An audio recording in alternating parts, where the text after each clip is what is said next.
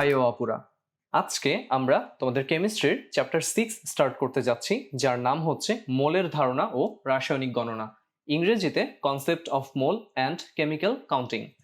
তোমরা চ্যাপ্টারটার নাম শুনেই বুঝতে পারছো যে এই চ্যাপ্টারে আমরা অনেক ম্যাথমেটিক্যাল প্রবলেমস বা গাণিতিক সমস্যাবলী নিয়ে আলোচনা করব।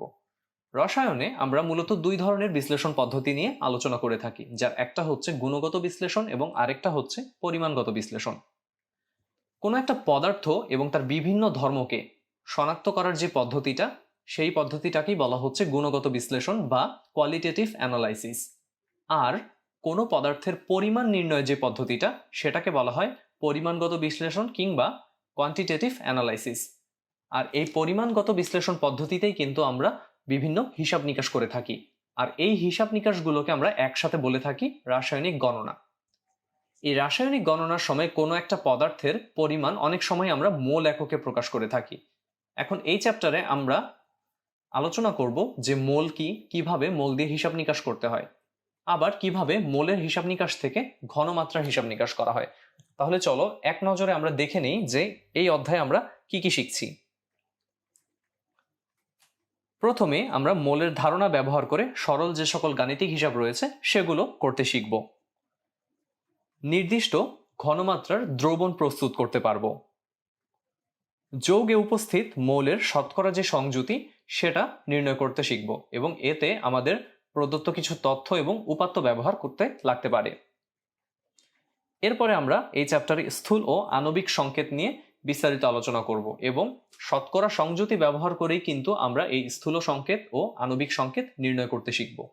এর আগের চ্যাপ্টারে তোমরা আণবিক সংকেত নিয়ে বিস্তারিত পড়াশোনা করে এসেছো। এরপরেই চলে আসছে রাসায়নিক সমীকরণ লিখা এবং সমতাকরণ, অর্থাৎ কোনো একটা রিয়াকশন কিভাবে সম্পন্ন হলো এবং সেই রিয়াকশনটাকে আমরা কিভাবে ইকুয়েশন আকারে, কেমিক্যাল ইকুয়েশন বা কেমিক্যাল রিয়াকশনের যে ইকুয়েশনটা সেই অনুযায়ী লিখবো এবং সেটাকে সমতা করব, সেটা আমরা এই চ্যাপ্টারটাতে আলোচনা করব।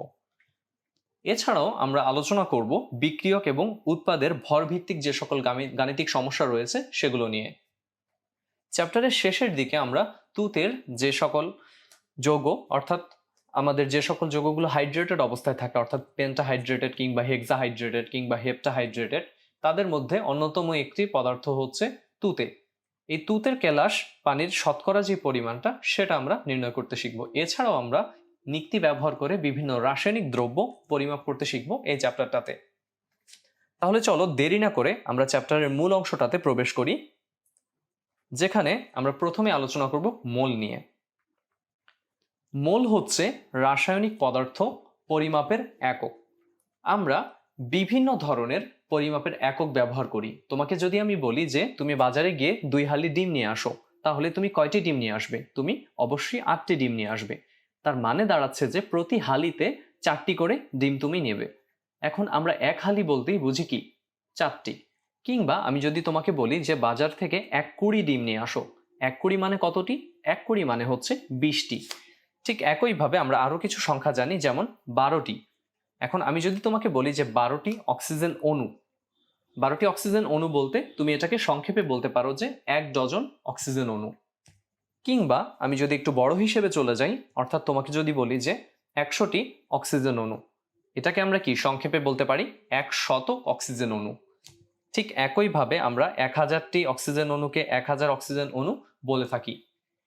ঠিক তেমনি ভাবে একটা নির্দিষ্ট সংখ্যা বা পরিমাণ রয়েছে যেটাকে আমরা 1 মোল বলি। এখন তাহলে সেটা আসলে কত হবে? 6.023 ইন্টু 10⁻23টি অক্সিজেন অণুকে আমি বলছি 1 মোল অক্সিজেন অণু। তাহলে তুমি বুঝতে পারছো যে কোনো পদার্থের 1 মোল বলতে আমরা কোন সংখ্যাটিকে ইন্ডিকেট করছি? আমরা বুঝতে পারছি এই সংখ্যাটি হবে, যেটার মানটা হচ্ছে 6.023 ইন্টু 10⁻23। এখন কোনো পদার্থের 1 মোল বলতে আমরা কি বুঝবো, কিংবা কোনো পরমাণুর 1 মোল পরমাণু বা 1 মোল অণু কিংবা 1 মোল আয়ন বলতে আমরা কি বুঝবো? তাহলে চলো সহজে আমরা দেখে নেই যে 1 মোল কোনো একটা পদার্থের পরমাণু তোমার কাছে দেয়া আছে। ধরে নিতে পারো সেটা কার্বন হতে পারে কিংবা অন্য কোনো মৌল হতে পারে। আমরা পর্যায় সারণীতে অনেকগুলো মৌল সম্পর্কে ধারণা পেয়ে এসেছি। তাহলে 1 মোল পরমাণুতে কতটি পরমাণু থাকবে? এখানে 6.023 ইন্টু 10⁻23টি পরমাণু থাকবে। ঠিক একইভাবে আমি যদি তোমাকে বলি যে 1 মোল অণুতে কতটি অণু থাকবে, ঠিক একই সংখ্যক অণু থাকবে। তার মানে তুমি সহজেই বুঝতে পারছো যে মোল বলতে আমরা কোন সংখ্যাটাকে নির্ধারণ করছি, সেটা অণুর ক্ষেত্রে হোক কিংবা পরমাণু কিংবা আয়নের ক্ষেত্রে। পরের লাইনে আমরা দেখছি যে 1 মোল আয়নে 6.023 ইন্টু 10⁻23টি আয়ন থাকছে। সেটা ক্যাটায়ন হতে পারে কিংবা সেটা অ্যানায়ন হতে পারে। তাহলে এই সংখ্যাটাকে অর্থাৎ 6.023 ইন্টু 10⁻23 এই সংখ্যাটি আমরা পরমাণু, অণু, আয়ন ইত্যাদি সকল ক্ষেত্রে কিন্তু ব্যবহার করছি। এই যে সংখ্যাটা, এই মান বিশিষ্ট সংখ্যাটাকে বলা হয় অ্যাভোগাড্রোর সংখ্যা। তাহলে অ্যাভোগাড্রোর সংখ্যা কেন বলা হচ্ছে, তুমি একটু পরেই দেখতে পাবে যে অ্যাভোগাড্রোর সংখ্যাটি এসেছে বিজ্ঞানী অ্যাভোগাড্রোর নাম অনুসারে। তাহলে এখানে আমরা বিজ্ঞানী অ্যামাদেও অ্যাভোগাড্রোকে দেখতে পাচ্ছি। তার খুবই পুরাতন একটা ছবি এখানে ব্যবহার করা হয়েছে, যেটা তুমি সচরাচর ইন্টারনেটে পাবে কিংবা কোনো বড় লেভেলের কেমিস্ট্রি বইগুলোতেও পাবে। এর পরবর্তীতে আমরা তার সংখ্যাটাকে একটু হাইলাইট করার চেষ্টা করি, যে তার নাম অনুসারে এই যে 1 মোল পরমাণু কিংবা অণুর সংখ্যাটা নির্ধারণ করা হলো, সেই সংখ্যাটা কত আসলে? সংখ্যাটা হচ্ছে 6.023 ইন্টু 10⁻23। তুমি এখানে 6.023 এর পরিবর্তে 6.02 ব্যবহার করতে পারো। এই মানটা দিয়ে ম্যাথ করলে মানের খুব একটা বেশি হেরফের হয় না। তাহলে আমরা এখন বলতে পারি যে কোনো পদার্থের 1 মোল বলতে আসলে কি বোঝায়। তাহলে দেখো, আমরা কোনো একটা পদার্থের যে পরিমাণের মধ্যে, সেই পরিমাণটা কিরকম হবে, যে পরিমাণটার মধ্যে আমরা 6.023 ইন্টু 10⁻23টি পরমাণু, অণু বা আয়ন থাকছে, সেই পরিমাণকেই ওই পদার্থের মোল বলা হচ্ছে। তার মানে আমি যদি তোমাকে 12 গ্রাম কার্বনের কথা বলি, এই 12 গ্রাম কার্বনের মধ্যে 6.023 ইন্টু 10⁻23টি কার্বন পরমাণু রয়েছে। এই সংখ্যাটা আমি কিভাবে নির্ধারণ করলাম আসলে? তোমাকে খেয়াল রাখতে হবে যে যে কোনো রাসায়নিক পদার্থের ক্ষেত্রে আমরা যখন তার পারমাণবিক ভর, অর্থাৎ পরমাণুর ক্ষেত্রে আমরা পারমাণবিক ভরটাকে ব্যবহার করব, অথবা অণুর ক্ষেত্রে আমরা আণবিক ভরটাকে ব্যবহার করব। এই পারমাণবিক ভর কিংবা আণবিক ভরকে গ্রাম এককে প্রকাশ করলে যেই পরিমাণটা পাওয়া যায়, সেই পরিমাণটাকেই ওই পদার্থের 1 মোল বলা হয়। কিরকম ঘটনাটা? আমরা জানি যে কার্বনের পারমাণবিক ভর কত? কার্বনের পারমাণবিক ভর হচ্ছে 12, তাই তো? তার মানে 12 গ্রাম কার্বন বললে আমরা বুঝবো যে সেটা হচ্ছে 1 মোল কার্বন। অর্থাৎ এখানে আমি যদি পরমাণু কথাটা নাও লিখি, খুব সংক্ষেপে, যেহেতু এখানে কার্বন পারমাণবিক ভর আমরা কখন ব্যবহার করে থাকি, আমরা পরমাণুর ক্ষেত্রে শুধুমাত্র পারমাণবিক ভর কথাটা ব্যবহার করে থাকি। তাহলে দেখো, এখানে 12 গ্রাম কার্বন বলতে আমি বুঝবো কি, সেখানে 1 মোল কার্বন রয়েছে কিংবা 1 মোল কার্বন পরমাণু রয়েছে। এখানে আমরা ডান দিকে একটা সিম্পল ছবির মাধ্যমে দেখতে পাচ্ছি যে এখানে আমাদের কার্বন পরমাণু রয়েছে কতটি? 6.02 ইন্টু 10⁻23টি কার্বন পরমাণু রয়েছে। তাহলে এই পরিমাণটা ইন্ডিকেট করছে এখানে 12 গ্রাম কার্বন পরমাণু রয়েছে। অর্থাৎ এই জায়গাটাতে আমরা সংখ্যাটাকে ইন্ডিকেট করছি, আর এখানে আমরা ধরো এখানে যে ডিজিটাল ব্যালেন্সটা আছে সেখানে 12তে আমরা কাটাটা দেখতে পাচ্ছি যে 12 গ্রাম হচ্ছে এত সংখ্যক কার্বন পরমাণুর ভর। তাহলে একটু আগে যে কথাটা ভাইয়া বলে আসছিলাম, যে আমরা খেয়াল করে দেখব 18 গ্রাম। এবার পানির ক্ষেত্রে আমি আসি। পানির ক্ষেত্রে আমরা জানি যে পানি হচ্ছে কি একটা যৌগিক পদার্থ। যৌগের ক্ষেত্রে অণু আমরা ব্যবহার করি তার ক্ষুদ্রতম একক হিসেবে। পানির ক্ষেত্রে পানির আণবিক ভরটা কত? যেহেতু এটা অণু, এখানে আমরা আণবিক ভরটা ব্যবহার করব। পানির আণবিক ভরটা হচ্ছে 18, এবং সেটা কিভাবে বের করা হয়ে থাকে? আমরা সবাই জানি যে পানির আণবিক ভরটা কিভাবে বের করা হয়। তাহলে পানির আণবিক ভর বের করতে আমরা H2O, এখানে খেয়াল করে দেখো তার আণবিক ভরটা আমি বের করতে চাচ্ছি। এখানে হাইড্রোজেন কতটি রয়েছে? 2টি হাইড্রোজেন। প্রতিটি হাইড্রোজেনের পারমাণবিক ভর হচ্ছে 1, তাহলে 1 × 2 প্লাস এখানে একটি অক্সিজেন পরমাণু রয়েছে যার পারমাণবিক ভর কত? 16। তাহলে এটা ক্যালকুলেট করলে আমরা পাচ্ছি 18। তার মানে 18 হচ্ছে পানির আণবিক ভর। এখন এই আণবিক ভরটাকে আমি যদি গ্রামে প্রকাশ করি তাহলে এটা কত হবে? 18 গ্রাম হবে। তাহলে 18 গ্রাম পানি মানে হচ্ছে 1 মোল পানি। আর 1 মোল পানিতে কতটি থাকবে আমাদের এখানে অণু? একটু আগে তুমি পড়ে এসেছো যে অ্যাভোগাড্রো সংখ্যক অণু সেখানে থাকবে। আমরা একটু লেজার পয়েন্টারটাকে ব্যবহার করি। তাহলে 18 গ্রাম পানি বা 1 মোল পানির মধ্যে ঠিক অ্যাভোগাড্রো সংখ্যক অণু থাকবে। তোমরা একটু খেয়াল করলেই দেখবে যে আমি কখনো 6.023 আবার কখনো 6.02 ব্যবহার করছি। এটা নিয়ে টেনশনের কিছু নেই, এটা আমরা যেই ভ্যালুটাই নেই না কেন আমরা মোটামুটি কাছাকাছি বা সঠিক একটা মান পাবো। এখন পরীক্ষায় যদি আসে যে অ্যাভোগাড্রো সংখ্যার মানটি কত, তুমি কিন্তু তোমার বইয়ের ভ্যালুটি লিখবে অবশ্যই 6.023 ইন্টু 10⁻23। এবং খেয়াল করে দেখো যে এখানেও 23 আছে, আবার পাওয়ারেও 23 আছে, তার মানে তুমি খুব সহজেই কিন্তু ভ্যালুটা মনে রাখতে পারবে। আর একটু আগে যেটা বলছিলাম যে 18 গ্রাম পানি মানেই হচ্ছে কি 1 মোল পানি। আর শুরুতে যে কথাটা বলে এসেছিলাম, আচ্ছা ডানে আমরা ছবিটাতে এবারও খেয়াল করতে পারি যে 1 মোল পানির অণুর মধ্যে কতটি? এতটি পানির অণু রয়েছে, যার ভরটা কত আমরা হিসেব করে পাচ্ছি যে 18 গ্রাম।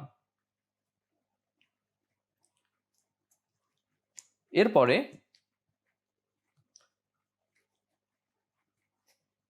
আমরা খেয়াল করে দেখব যে শুরুতে ভাইয়া যে কথাটা বলে এসেছিলাম যে রাসায়নিক পদার্থের পরমাণুর ক্ষেত্রে আমরা পারমাণবিক ভর অথবা অণুর ক্ষেত্রে আণবিক ভরটাকে গ্রাম এককে প্রকাশ করলে যেই পরিমাণটা পাওয়া যায় তাকে ওই পদার্থের 1 মোল বলা হয়ে থাকে।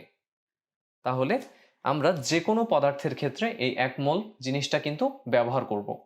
যেমন আমি যদি উদাহরণস্বরূপ আজকে ছোট ছোট দুই একটা ম্যাথ করি, আমরা এগুলো আসলে ম্যাথ বলা যায় না, এমসিকিউ এর জন্য আমরা এই জিনিসগুলো করতে পারি। যেমন অণুর আণবিক ভর বের করার পদ্ধতিটা আমি তোমাকে দেখাবো। এর আগেরও কোনো না কোনো চ্যাপ্টারে আমরা এই জিনিসটা শিখে এসেছি। কোনো অণুতে বিদ্যমান সকল পরমাণুর পারমাণবিক ভরকে যোগ করলে ওই অণুর আণবিক ভরটাকে পাওয়া যায়। উদাহরণ হিসেবে আমি এখানে তোমাকে দেখাচ্ছি যে অক্সিজেনের ক্ষেত্রে অক্সিজেন অণুতে আমরা জানি যে একটি অক্সিজেন অণুতে কতটি অক্সিজেন পরমাণু রয়েছে? 2টি অক্সিজেন পরমাণু রয়েছে, এজন্য তার সংকেতটা কিন্তু O2। তুমি যৌগের অণুর সংকেত লেখা কিন্তু শিখে এসেছো আগেই। তাহলে অক্সিজেনের আণবিক ভরটা কত হবে? যেহেতু 2টি অক্সিজেন পরমাণু রয়েছে তার মানে 2 ইন্টু অক্সিজেনের পারমাণবিক ভর। এবার তোমরা কি আমাকে বলতে পারবে যে অক্সিজেনের পারমাণবিক ভরটা কত? হ্যাঁ, আমরা সবাই জানি অক্সিজেনের পারমাণবিক ভরটা হচ্ছে 16। তাহলে 2 ইন্টু 16 ইজ ইকুয়ালস টু 32। তার মানে 1 মোল অক্সিজেন বললেই আমি কিন্তু বুঝবো যে এখানে 32 গ্রাম অক্সিজেন অণু রয়েছে। এই জিনিসটা আমাদের মাথায় রাখতে হবে। আমরা আরেকটা উদাহরণ দেখতে পারি। এখানে ম্যাগনেসিয়াম ক্লোরাইডের কথা বলা হচ্ছে। ম্যাগনেসিয়াম ক্লোরাইডের অণুতে একটি ম্যাগনেসিয়াম পরমাণু রয়েছে আর ক্লোরিন পরমাণু রয়েছে কয়টি? 2টি ক্লোরিন পরমাণু রয়েছে। আমরা কি তাহলে এই ম্যাগনেসিয়াম ক্লোরাইডের যে মোল পরিমাণটা সেটা বের করতে পারবো? যেমন একটু আগের উদাহরণে আমরা 1 মোল অক্সিজেন অণু, অক্সিজেন যেহেতু পরমাণু আকারে থাকে না পরিবেশে, অণু আকারে থাকে, সেহেতু 1 মোল অক্সিজেন অণুটা দেখলাম। আমরা যদি 1 মোল অক্সিজেন পরমাণুটা দেখতাম, আমি ম্যাগনেসিয়াম ক্লোরাইড দেখানোর আগে সেটাও একটু দেখিয়ে ফেলি। 1 মোল অক্সিজেন পরমাণুর কথা যদি বলতাম তাহলে সেটা কত হতো? তার ভরটা কত হতো? তার ভরটা হতো 16 গ্রাম। 1 মোল অক্সিজেন পরমাণুর ভর যদি আমি বলতাম সেটা হতো 16 গ্রাম। আর 1 মোল অক্সিজেন অণুর কথা যখন বলছি তখন কি প্রতিটা অক্সিজেন অণুতে 2টি অক্সিজেন পরমাণু থাকে। আর একটু আগে আমি হিসাব করে দেখিয়ে এসেছি 2 ইন্টু 16 ইজ ইকুয়ালস টু কত? 32। তার মানে 1 মোল অক্সিজেন অণুর ভরটা হচ্ছে 32 গ্রাম অক্সিজেন অণু। আর পারমাণবিক ভরটা বা 1 মোল অক্সিজেন পরমাণুর ভরটা কত হবে? 16 গ্রাম। আচ্ছা, আমরা যেখানে ছিলাম তাহলে ম্যাগনেসিয়াম ক্লোরাইড অণুতে ম্যাগনেসিয়াম রয়েছে একটি, ক্লোরিন রয়েছে 2টি। তাহলে ম্যাগনেসিয়াম ক্লোরাইডের আণবিক ভর বের করব কিভাবে? আমরা ম্যাগনেসিয়ামের পারমাণবিক ভর গুণ 1। যেহেতু আমরা আলাদা করে গুণ করি না, সেহেতু ম্যাগনেসিয়ামের পারমাণবিক ভরই লিখছি যোগ ক্লোরিনের পারমাণবিক ভর ইন্টু 2। কেন 2 হলো? এই যে খেয়াল করে দেখো রাসায়নিক সংকেতটাতে, এখানে আমরা দেখতে পাচ্ছি যে অণু সংকেতটাতে ম্যাগনেসিয়াম ক্লোরাইডে 2টি ক্লোরিন পরমাণু রয়েছে। এবার আমরা মানটা বসিয়ে ফেলি। ম্যাগনেসিয়ামের পারমাণবিক ভর আমরা জানি 24 আর ক্লোরিনের পারমাণবিক ভর 35.5। যেহেতু এখানে 2টি ক্লোরিন সেহেতু আমরা এখানে 2 দিয়ে গুণ করলাম। তাহলে আমাদের ভ্যালুটা দাঁড়াচ্ছে কত? ভ্যালুটা দাঁড়াচ্ছে 95। তাহলে তুমি বুঝতে পারছো যে 1 মোল ম্যাগনেসিয়াম ক্লোরাইডের কথা আমি যখন বলবো, তোমাকে বুঝে নিতে হবে যে ম্যাগনেসিয়াম ক্লোরাইডের যে আণবিক ভরটা, সেটার সাথে আমরা গ্রাম যুক্ত করে দেব। তাহলে 1 mole magnesium chloride is equals to 95 gram magnesium chloride. একইভাবে তুমি অন্যান্য অণুগুলো প্র্যাকটিস করতে পারো। অর্থাৎ আমি যদি তোমাকে বলি, আচ্ছা আমরা এই কাজটা একটু শেষে নিই, আমরা আরেকটা উদাহরণ দেখে নিই, তারপরেই আমরা হোমওয়ার্কগুলো করার চেষ্টা করব। এখানে নতুন একটা নতুন একটা যৌগ আমরা দেখতে পাচ্ছি, যার নাম হচ্ছে পেন্টাহাইড্রেট কপার 2 সালফেট বা কপার সালফেট। এর আণবিক ভরটা আমি যখন বের করতে যাব, আমি এইভাবে বের করছি। কেন এইভাবে বের করছি একটু খেয়াল করে দেখো। প্রথমেই এখানে দেখানো হচ্ছে যে আমরা এখানে যেই মৌলগুলো রয়েছে, এখানে রয়েছে কপারের পারমাণবিক ভর, কপার ব্যবহৃত হয়েছে। আর কে আছে এখানে? এখানে আছে সালফার, যার পারমাণবিক ভর 32। আর কে আছে এখানে? এখানে আমরা দেখতে পাচ্ছি এর পাশাপাশি অক্সিজেন এবং হাইড্রোজেনকে। অক্সিজেনের পারমাণবিক ভর 16 এবং হাইড্রোজেনের পারমাণবিক ভরটা হচ্ছে 1। একটু খেয়াল করে দেখো, এখানে কপার, সালফার, অক্সিজেন, হাইড্রোজেন রয়েছে। কার সংখ্যাটা কত একটু লক্ষ্য করি আমরা। কপার এখানে রয়েছে একটি, এই জন্য দেখো এখানে 1 গুণন 63.5, কারণ আমরা জানি কপারের পারমাণবিক ভরটা হচ্ছে 63.5 যোগ অক্সিজেন কতটি রয়েছে। তার আগে সালফারটা একটু দেখে নিই। সালফার রয়েছে এখানে একটি, আর আমরা সালফারের পারমাণবিক ভর দেখতে পাচ্ছি 32। তার মানে 1 গুণ 32 যোগ, এরপরে কে আসছে? এরপরে চলে আসছে অক্সিজেন। কপার সালফেটের অংশে আমরা অক্সিজেন পরমাণু দেখতে পাচ্ছি কতটি? 4টি। আর এই পাশে যখন আমরা পানির দিকে তাকাবো, তখন দেখবো কি এখানে 5 অণু পানি রয়েছে, তার মানে 5টি অক্সিজেন পরমাণু রয়েছে। 4 যোগ 5 অর্থাৎ 9টি অক্সিজেন পরমাণু এখানে রয়েছে।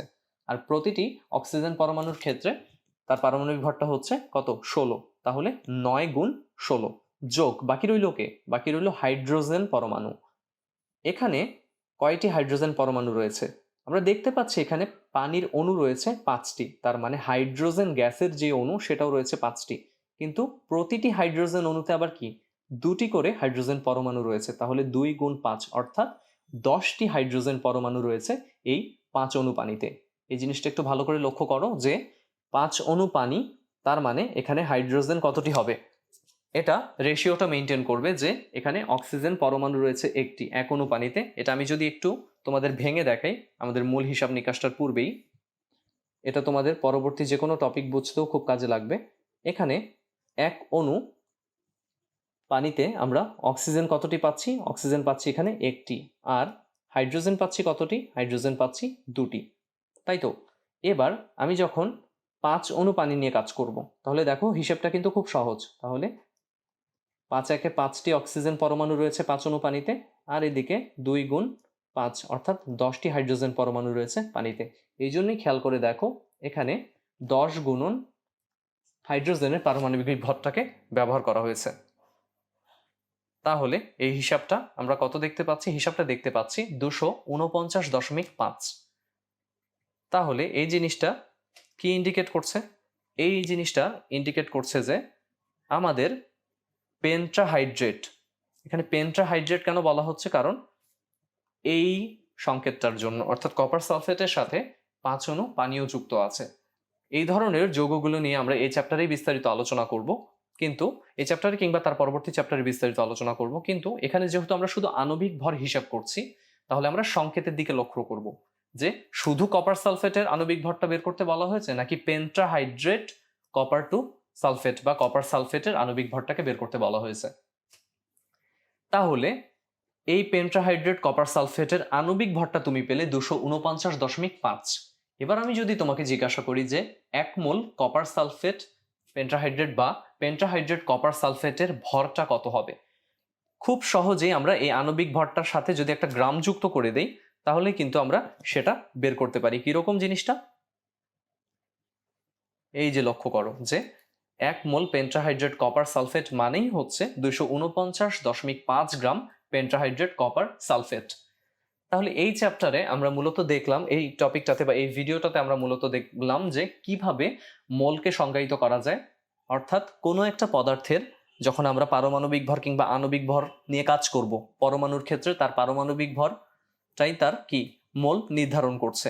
অর্থাৎ আমরা সামারি হিসেবে বলতে পারি যে কার্বন পরমাণুর ক্ষেত্রে কার্বনের পারমাণবিক ভরটা হচ্ছে 12। এই 12কে যখন আমরা 12 গ্রাম দিয়ে প্রকাশ করব সেটাই হয়ে যাবে কি, সেটা হয়ে যাবে 1 মোল কার্বন পরমাণু। আবার অক্সিজেনের ক্ষেত্রে O2, একটু আগে আমরা বলে আসছিলাম যে O2 মানে হচ্ছে অক্সিজেন অণু যার আণবিক ভরটা হচ্ছে কত, 16 দুগুণে 32। এখন যখন এই 32-এর সাথে আমরা গ্রাম লাগিয়ে দেব কি হবে, সেটা হবে 1 মোল অক্সিজেন অণুর পরিমাণ। তার মানে 1 মোল অক্সিজেন অণু ইজ ইকুয়ালস টু কত, 32 গ্রাম অক্সিজেন অণু। শুধু কি সম্পর্ক এটাই না, এই মোলের সাথে একটা অ্যাভোগাড্রোর সম্পর্ক রয়েছে, যেখানে আমরা কোনো পদার্থের 1 মোল বলতে বুঝবো কি 6.023 ইন্টু 10⁻23টি অণু কিংবা পরমাণু কিংবা আয়ন রয়েছে সেখানে, এবং বিজ্ঞানী অ্যাভোগাড্রোর নাম অনুসারে এই সংখ্যাটাকে বলা হয় অ্যাভোগাড্রোর সংখ্যা। তার মানে কোনো পদার্থের 1 মোলে একটি কি নির্দিষ্ট সংখ্যক অণু থাকতে পারে কিংবা পরমাণু থাকতে পারে কিংবা আয়ন থাকতে পারে। এই নির্দিষ্ট সংখ্যাটাই হচ্ছে অ্যাভোগাড্রোর সংখ্যা।